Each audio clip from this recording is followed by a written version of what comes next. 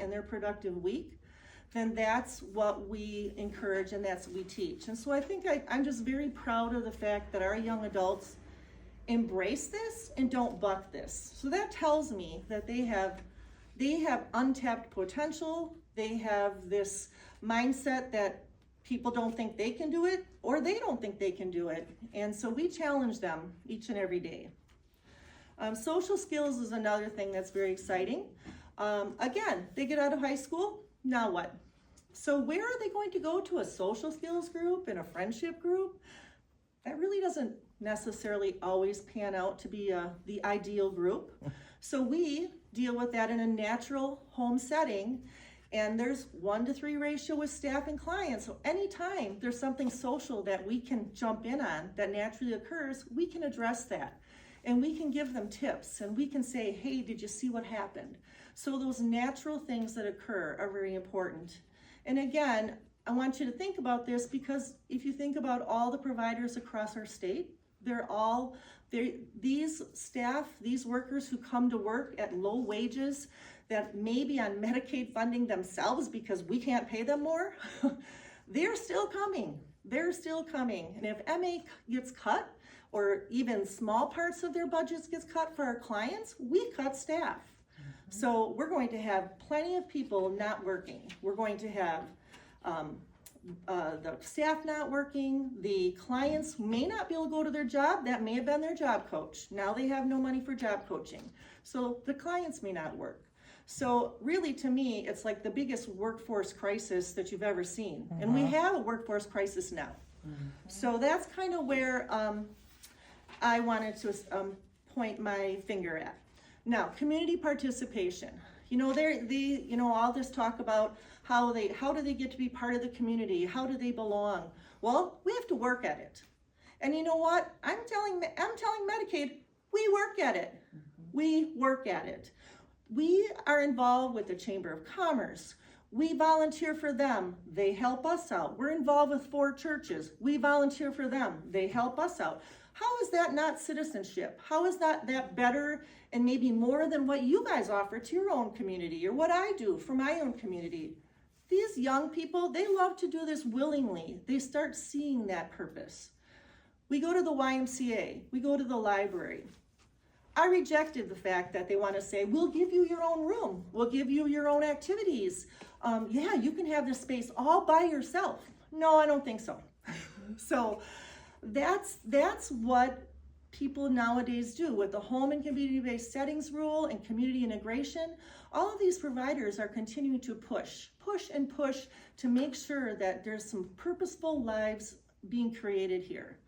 And really, we, like at the library, our clients run an art club and a game club that's intergenerational, and people from the community come, people that are lonely come, little children come, and they become part of that community.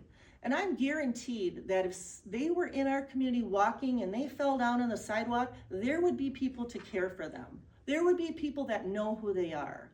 And that's what community is about, and that's what these providers are working to do. We're working hard to get that to happen. So, when you think about Medicaid cuts, the Medicaid dollars, they help in so many ways. They help the families so that we can continue to work with these adults with disabilities so they can actually be more helpful at home for their aging caregivers. Siblings have to deal with being able to, siblings might be the future caregivers. So do we not want to take the load off of them and help them feel a little less stressed out that, oh my gosh, how am I going to do it? If we can give them another skill, or we can, extinguish something that's really challenging. Guardians, we want the guardians to stay in the workforce.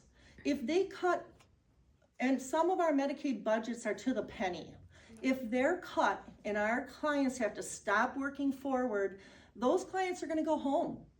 They're going to go home, and their parents are going to come home, and they're not going to work. They're going to be home. And I know many, many parents through all these listening sessions and hearings that have quit their jobs. I'm the executive director. I left a job that was the highest paying job anybody had in the school district. But guess what? I left it for 35 years to work for $2 an hour to do what I was doing. And so to me, we really need to think about how we're taking care of the caregivers, and if that money is cut, the families at home will lose jobs, everybody's gonna be dealing with workforce crisis. And what about depression? Yeah. What about the intellectual disabled who do not understand what just happened? And why is everything taken away from me? So talk about pushing that all into a mental health crisis. It's right there. So I guess I would like to wrap up with just a few things. I think the workforce shortages is one important point. I think the employers benefit greatly. When our clients work, they pay taxes, they contribute to the economy, they spend money there. Yeah, how many times does Culver's get money from my clients? A lot. I mean, so honestly, we're going to a restaurant and watching the Brewer game for one of their social outings. You know what? We're not hiding out somewhere to watch a Brewer game. We're going to like where everybody else watches a Brewer game. Those kinds of things. And so I think really the employers benefit in so many ways. They do not have a workforce crisis. Those employers actually get quality, productive staff, and we work with employers who will say they can do one little job. Okay, let's do it. And that's why working closely with the employers and the local businesses is really, really critical. So in essence, and in wrapping up, I could say tons more, but you know, I don't lack words. So just think, if everyone in this room or their family member could become vulnerable tomorrow because of this vulnerable population, right? Due to illness, accident, viruses, or simply aging. So what if this happens to you tomorrow? Would you be viewed as vulnerable or valuable? Because the whole word valuable to me is missing. Nobody gets it. Would you like to have the choice, if you became vulnerable tomorrow, to live in a nursing home or to live at your home, where you can stay there for as long as you wish and be cared for there? Well, you answer that question for yourself. Where would the community want you to be? And where would you want to be?